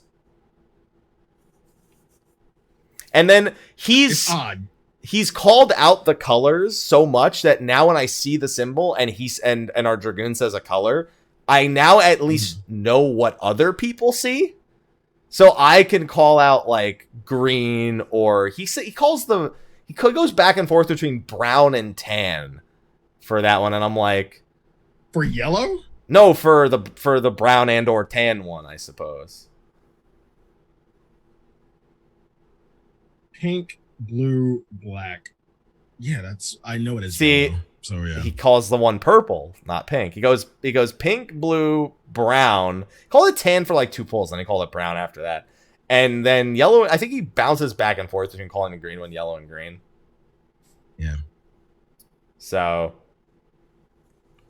that one's not black. Anyone who that one is not black. That's bullshit. Slyh, don't make that look on your face. You mean the one that's actually black? It's not black. That's just fucking brown. That shit's how now, brown cow. Oh, okay. Maybe I'll learn something today. I refuse to accept that one icon is black.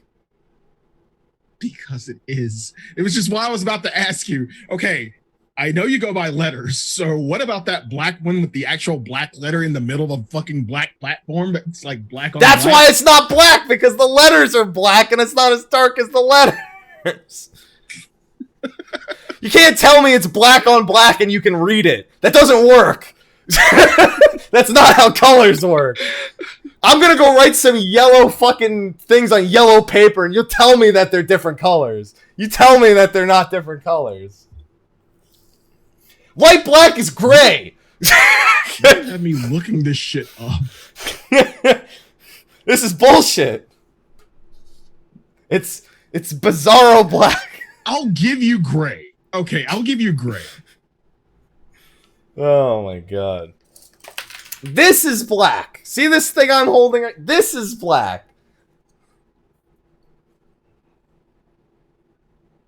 Yeah, I'll give you gray for that one because the letter is black, like you said, but the platform itself is gray-ish. But I still call it black. I'm just gonna go by the symbols, but I will not agree with anyone who says that's the black symbol. That's the fucking brown symbol.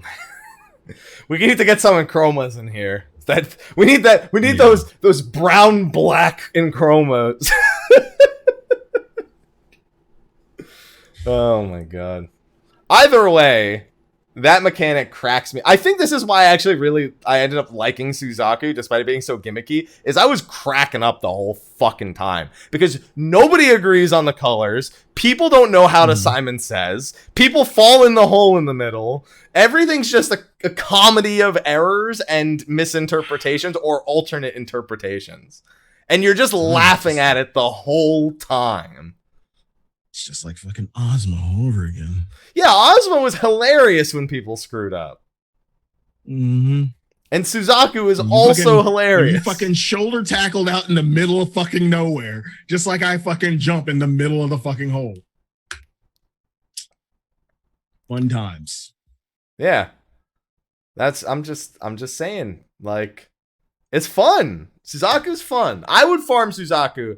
Tsukiyomi and Suzaku I would farm for 99 totems. I would do it. Yeah, right. I would do it. I wouldn't. I would have no issue because even and now, to get me wrong, I don't want to wipe on Suzaku, but when people die, it's still funny. You know who I'll never do 99 times for a mount? Byakko. Never. I'm just saying. I won't agree with anyone on those. I'd rather go back in Poggers. Let's calm down, Sly. Lesser of two evils. Nobody means that. Do you mean with Byakko? Specifically? Yeah, oh, okay. Okay. Yeah. Okay, yeah. Yeah, sort of. Yeah. I sort of get it. Yeah. Lesser of two evils. I wasn't being that mean, but I'm straight up that mean. Fuck it. All right. Okay. Well, that's wow. Okay. Yeah, you better drink that cold drink because that burned. That burned real hard. Oh man. Anyway, they did a great job with Suzaku overall. Music's on point. I think the fight overall is on point. Other than the front, it's the first like 140 seconds. I can't knock the whole fight for the first 140 seconds when the rest is so hilariously entertaining. It's unlike Byakko where I'm just fucking trying not to fall asleep the whole time. Plus the flight phase for 2 fucking minutes. 2 minutes. No more games. There's no turning back. No more games. The only thing is, I don't need to know how badly Suzaku wanted to fuck Tenzin the whole time. Like, Suzaku's just sexually frustrated chicken waifu. She's just like, I never showed you this form, did I?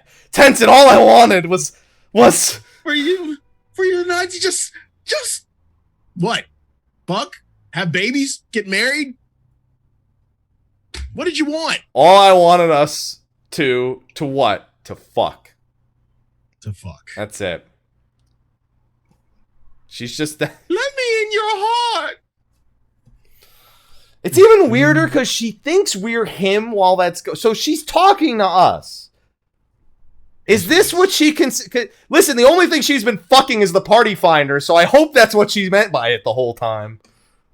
Yes, she is. Oh my god. Anyway, so Susie gets a thumbs up overall. Mm-hmm. Yep.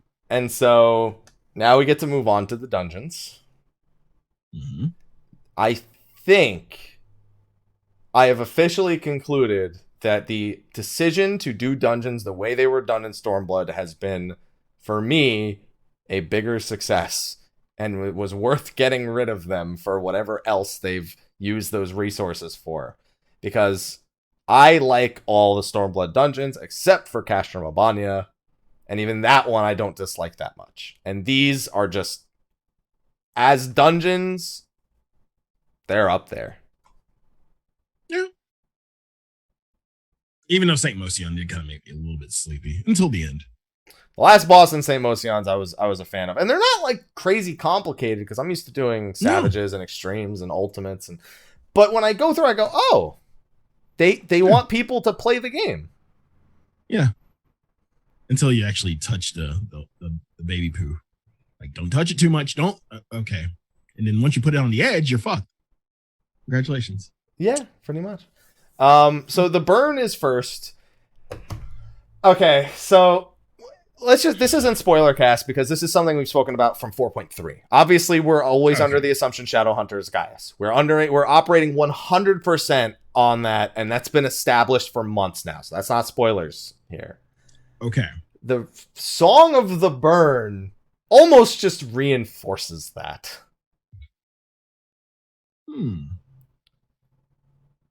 And it just does, because it's a remix of a song we've already heard. And I would definitely say that they're like, so that's a nod towards Gaius. Yeah. So as if we didn't all, and it gets even when we go to spoiler cast on Tuesday, it's going to get even more in that territory because it's established even further, but they keep throwing it on top of one thing on top of the other. The burn as a dungeon is, I think, my favorite dungeon across the whole game now. That's pretty high praise. Why? I didn't think they could take what is essentially a lifeless area and make it look as fucking good as it does. It's one of those dungeons where you really don't feel like you're in a dungeon. Like, you are on a straight line, and they do a great job of not making it feel as much like a straight line. I'll give you that. It's just everything, like, you go through this, you go through the crevices, and then you go through this little Allegan tech area that comes out of fucking nowhere. Suddenly, nowhere. But on Tuesday, we'll talk about that Allegan area because it's really important, and we don't want to do it yet. Okay. You good? Yeah, no, we're fine. Okay. All right. First boss was okay. Pretty straightforward. I'd say that was your average dungeon boss. Yeah. Second boss's health is a little too low, but in terms of dodging mechanics, the lack of it, instead of using AoE markers and using the other markers, I felt was a solid touch to it. Still just about on average for a dungeon boss. And then the final boss happens.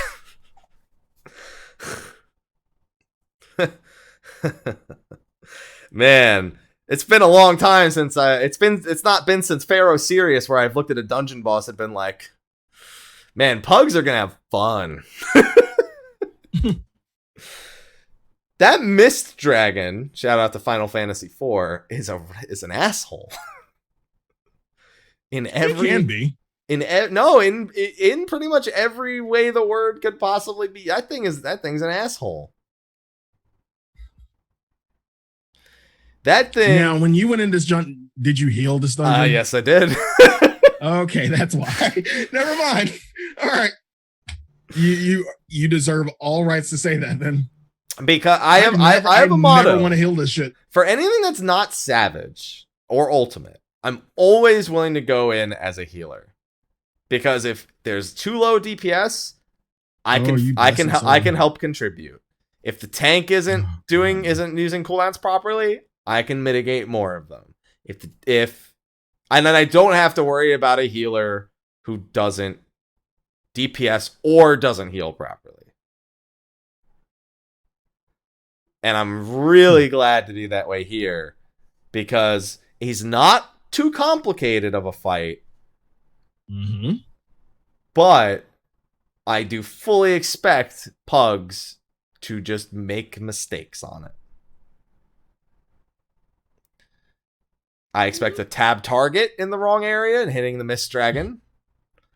I expect people to just not have DPS for the heads because for some reason those 3 heads just aren't dying properly for some people in this item level. Yeah. Okay, go on. I expect people to not move the markers to the right place and to leave half the room covered in ice. I expect tanks to not use cooldowns on the tank one. And I expect people to get hit by dive bombs. I just expect this in the Duty Finder. The 3 heads take longer to kill than the second boss. Did you know the second boss has an ad?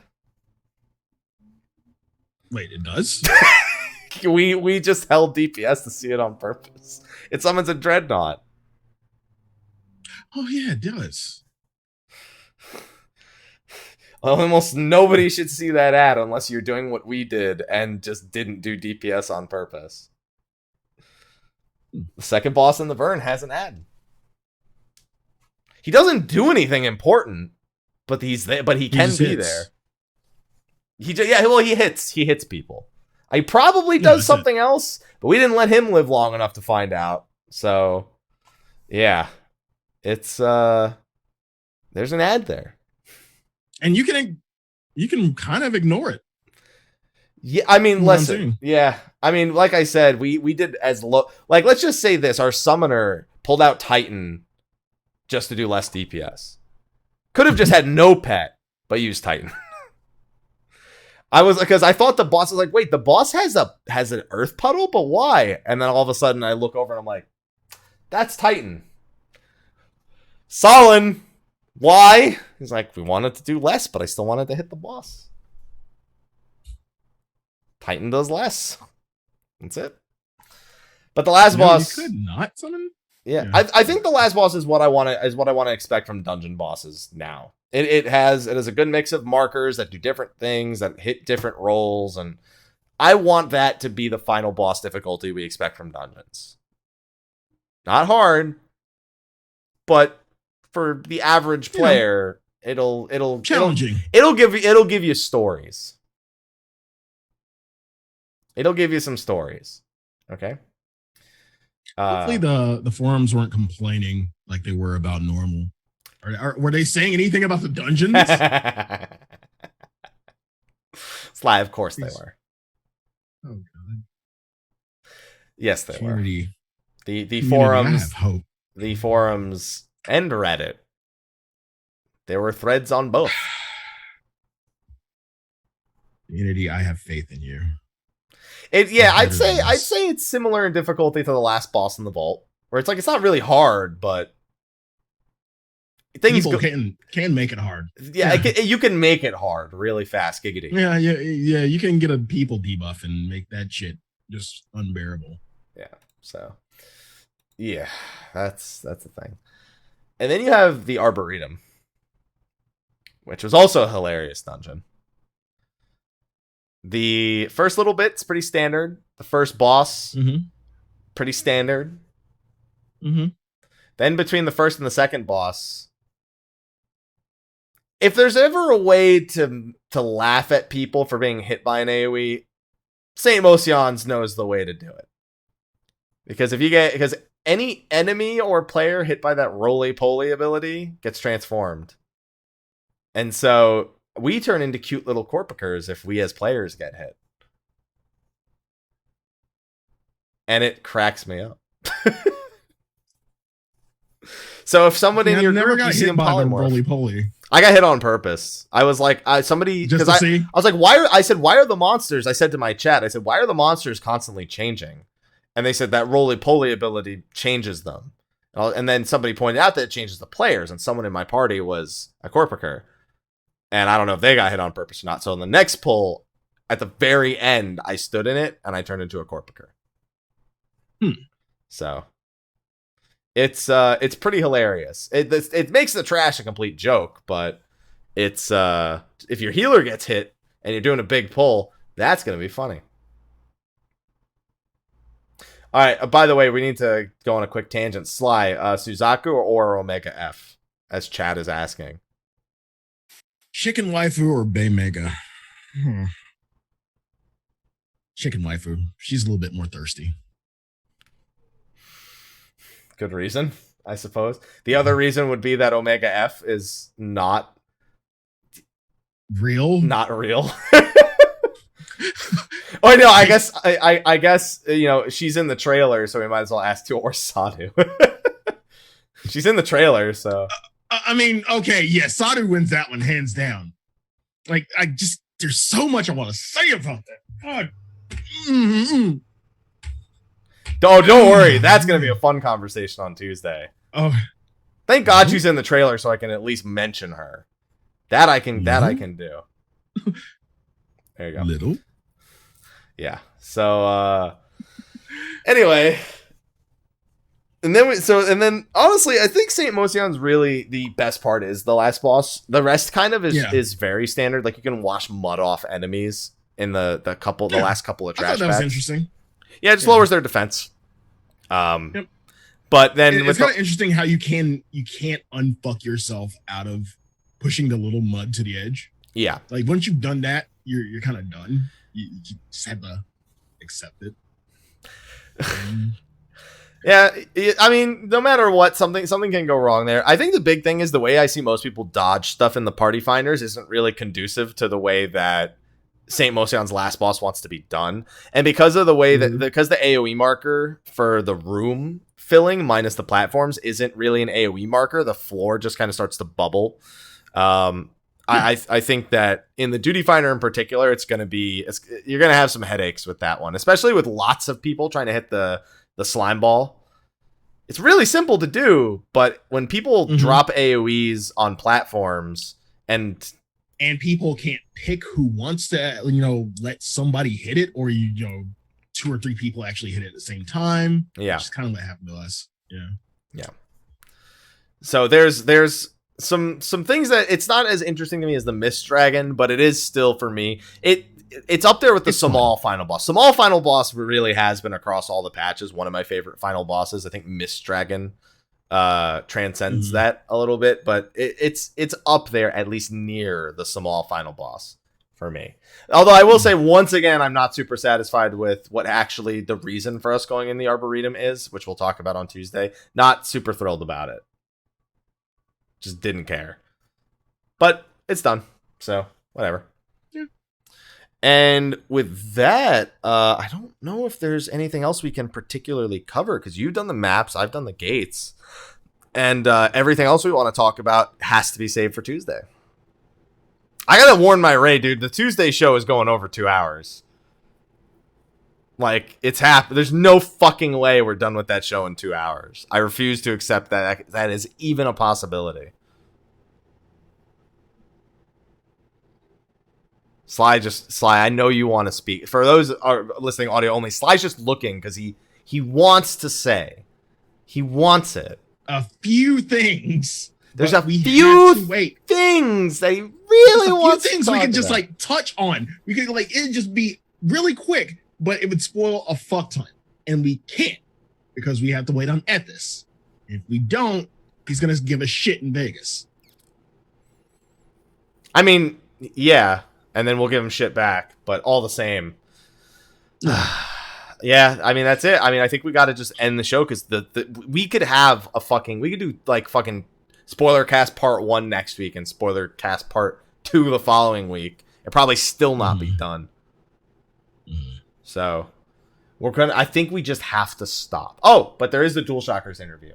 There is that. So let me pull that up, because I actually hadn't thought about it until we started the show.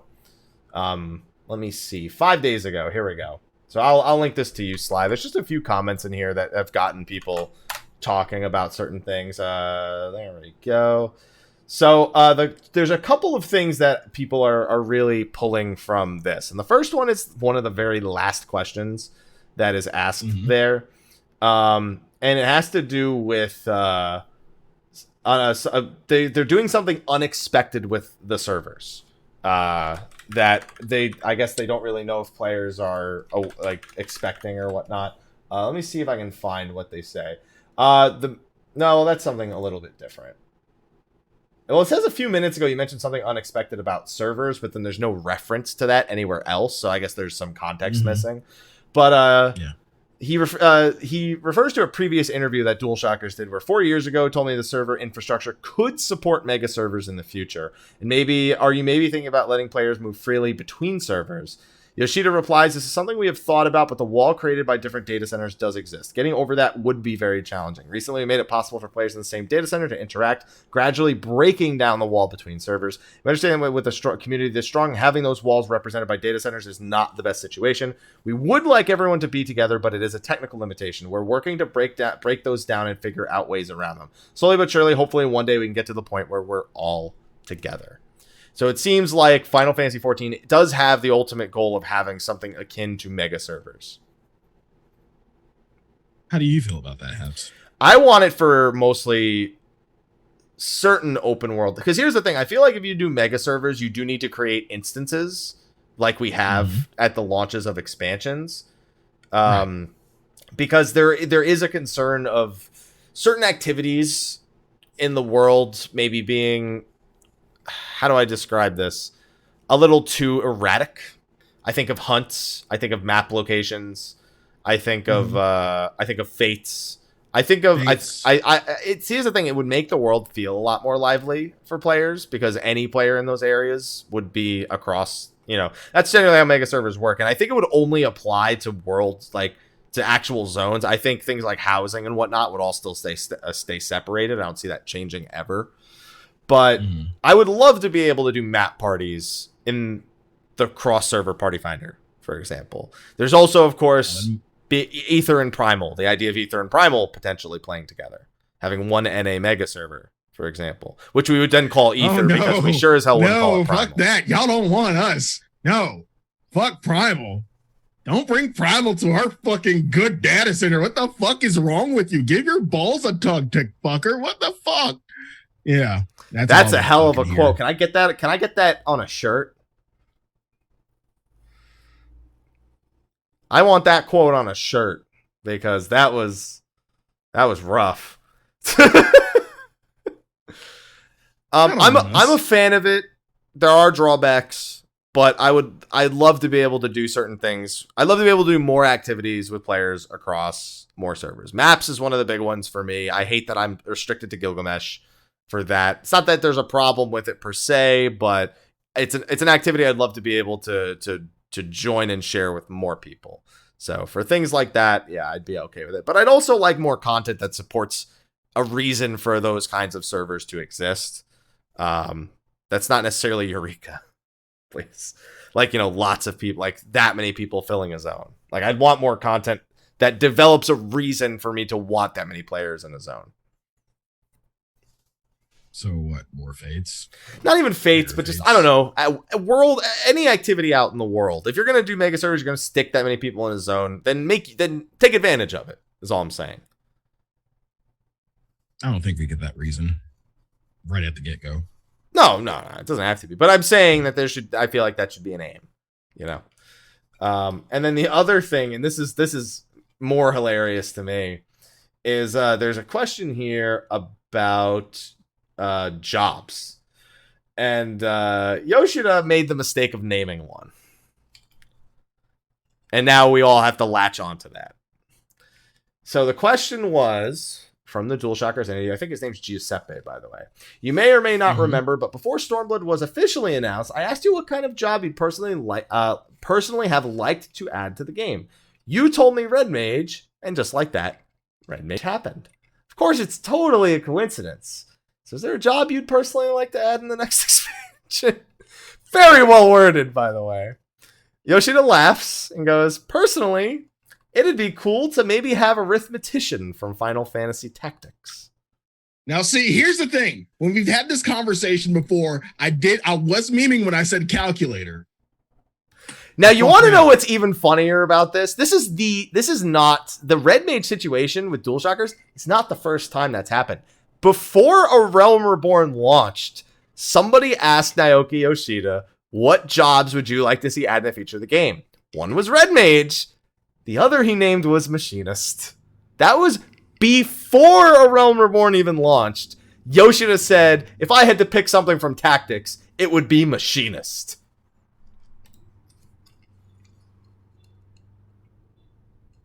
Just think about that. He has done, that's 2 for 2. He's 2 for 2 now, is the thing. So when you're 2 for 2, you saying what you would like starts to be interpreted in a different way. So it's not like it means anything, but people are making it mean shut up. something. It means absolutely come on, everything. I don't believe we'll get Arithmetician. I don't believe it. His follow-up comments are, in the second part of Return to Ivalice, in one of the battles, we had actual math problems. So maybe we could have a job that uses numbers in battle. And then he says, all right, I'm not going to say anything more about new jobs. There could be no new jobs in the expansion. We don't know. It could. Maybe there's no expansion at all. Stop fooling yourself. It's funny. It's just funny to me that he does this. He does this to himself.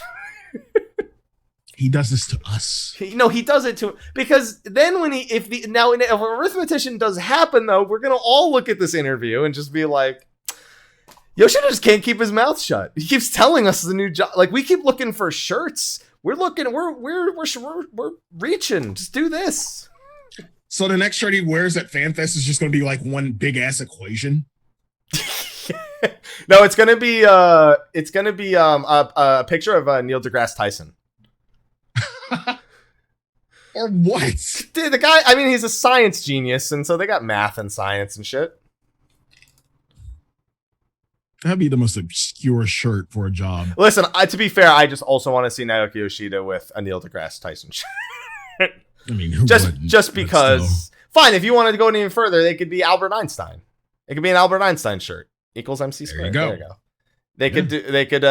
Yeah, I'll go with that. He'll be wearing an Albert Einstein shirt. If you see him wearing an Albert Einstein shirt, then that's it. You know. All right. And the only other thing here I thought was interesting doesn't even have to do with 14. He actually talks a lot about Final Fantasy 11 at one point. That I know. It's just we have to remember he is in charge of Business Division 5, but I think it's more so the surprising statement that's made here regarding 11. It was pretty surprising to a lot of people. The question was, I'm guessing that Final Fantasy 11 is drawing closer to the end of its life cycle. Like they said it was 3 fucking years ago. Are you thinking when the time to close Final Fantasy 11 comes of a way of drawing its remaining players into Final Fantasy 14? Now, I'd like to point out that 14 was initially created under the idea people from 11 would move into a new MMO. That didn't work. We got 1.0 out of that. But his comments regarding it were surprising. He's in charge of Business Division 5. 11's part of, he manages 11. It's in his division. He can tell you right now it's still going strong, and there are no plans to end it anytime soon. This year, there will be a lot of patches and a lot of plans. They're going to talk about it in the coming months, even if it's not a new expansion. The team and the producers want to liven up the project, so you're going to see those results in the next few months of work within the teams, as well as PR teams. That surprised me. PR is something that you generally have to put in a little. That's a little bit of extra money you're throwing towards a game.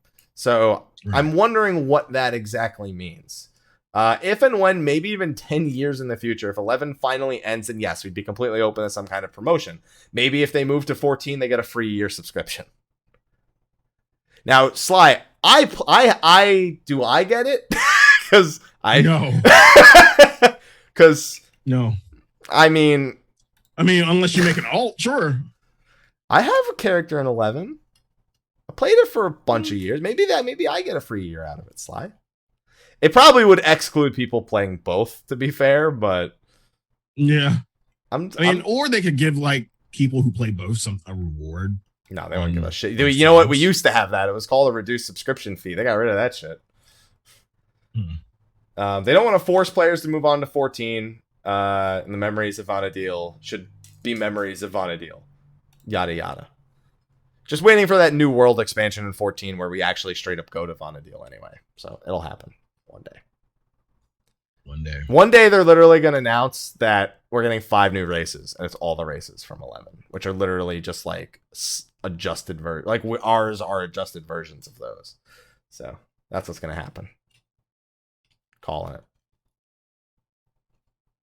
it. I know, Slyh. I know. It's okay, Slyh. Just I give. You give. Good. So with that, I think we can wrap up the show. Yeah. Not much left.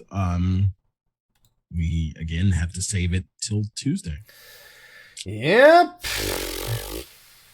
Kill me. Anyway, so with that, why don't we? I'm going to thank our Patreon sponsors. I'm going to thank Steel Series and mention the giveaway where you're going to sign off, and then I'm going to go raid. Sound good? Yep. Sounds good. All right, everyone. Thanks for watching this week's show. First off, don't forget we have our monthly Steel Series giveaways. Normally I mention those at the beginning of the show, but we were a bit hyped, so it missed it. Sorry.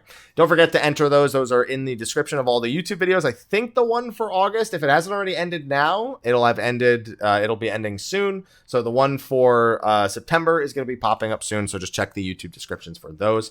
On top of that, we have to thank our Patreon sponsors, which I think actually I got sent a new image for our Patron of Light. I want to make sure that I have that image. No, oh yeah, it is a new one. It was taken after the patch, I remember, so I'll adjust that real quick. But our Patreon sponsors have been supporting us through #demonetized over on YouTube for quite some time, and as such we like to thank them, right, Slyh? Yes, we do. So I almost have it. I have it just pulled up in a tab instead of downloading it because I already have a tab open that has images taken. So I'm just gonna grab that. So first of all, we have to thank our Patron of Light, one of our major supporters, Khuja on the Jenova server, who's making use of some new visuals from this patch to make some Galaxy Brain screenshots right here. That is the true definition of a Galaxy Brain screenshot right there. So pretty nicely done. It is awesome. It was a beautiful looking area. So that's that's dope. So thank you for your continued support, and thank you for the good screenshots. So well, now I tabbed out of it, and then it was the Final Fantasy 14 lodestone. Back to the lodestone. It was back on the lodestone. I had that up. That was me looking for the forum posts, by the way. So and then we have to thank our other sponsors, of course. We have our standard sponsors for State of the Realm. We have Senshi, Crimson and Talvia Swift of Coral, Just One Fox, Shadow Link on the Tonberry server, Dom, Asuka Wake from Jenova, Lemillion Midgard Summer, Serren, the Avalanche family on Malboro, Janhyua Yotsuyu, Kifca and the Great Eagles on Exodus, Dark Graver, Kadeyoshi from Khuja, Skia Symphonia from Ragnarok, Rah Xephon from Exodus, Rylanator, Westaus, the Purple Warrior, Eadric, Redsteele on Exodus, Lexxie Valentine, Mantaru the Rivivus FC from Zodiark, Sour Cream and Tribes from Jenova, Rynoet Chikara, Goisha Valfer of Serren, Hersh Fersh of Faerie, Phoenix Down FC, on Goblin, Serren from Zodiark. We have our elite sponsors. I don't have a name for this person. They pledged literally like right before we started, so I don't have like a name. So I'm just gonna call them John. So John, you're on the list now. We have Shinka. We have assuming gender in 2018. What is wrong with you, Happy?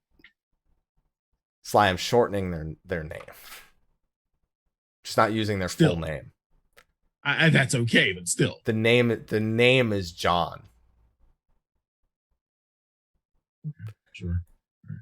Thank you as well, Shinka, Casual Heroes, FC on Midgard's Armor, Tatacha Taka on Hyperion, Kana Azuki of Jenova, Starlo of Coral, Sathal, Sarah Frost from Behemoth, Diablo, Holy Tabasco, Red Thorn, Serrha, Askin Hawk from Shiva, Crash 015, Mustang, Serenity FC on Ultros, Kat Kazuma, Serial Kira on Cactar, Ignis Fairgun from Diablos, Valestra of Fanfrit, Knock Quarters from Excalibur, Krovos Moonscar, Private Mikey, Spike, Nine Kirasami, Rudy Rudiger, Tinkalassus, Killer Hackman, Rawl Jr., and Kill-tastic Jones. Thank you to all our patrons for combating #demonetized. There you go. And with that, every week, Slyh. Every month is the way Patreon normally works, but it doesn't sound as good. We list the names every week, so it changes. You know. Well, it changes every month, and I sometimes miss those changes because sometimes I don't get the right information, but all the same. So, Sly, with that, why don't you tell everyone where they can find you at? Home. Kidding. You can find me on twitch.tv/Slyh, aka Greyfox. You can find me on Twitter at Slythefox. You can find me on YouTube, youtube.com/The Velvet Room, facebook.com/Slyh, aka Greyfox. Yeah. Play games. Like, he plays games. Too many damn games. Like, y'all are trying to give me more shit to play, and I just... the fuck? Sly, I'm sure there's plenty of things for you to play. Tempered Joe update just hit Monster Hunter World on PC. There you go. I'm so far behind on PC. Like, I'm not even worried about that. Like, I still need to fucking beat EX on PS4. But well, it's not around anymore, so you can't. Yes, it is. Did they bring it back already? Autumn Festival. Okay. Oh, that's right. They bring back all the events. That's right. Every single event gets brought back for the Autumn Festival. Yeah. Okay. Yep. Okay.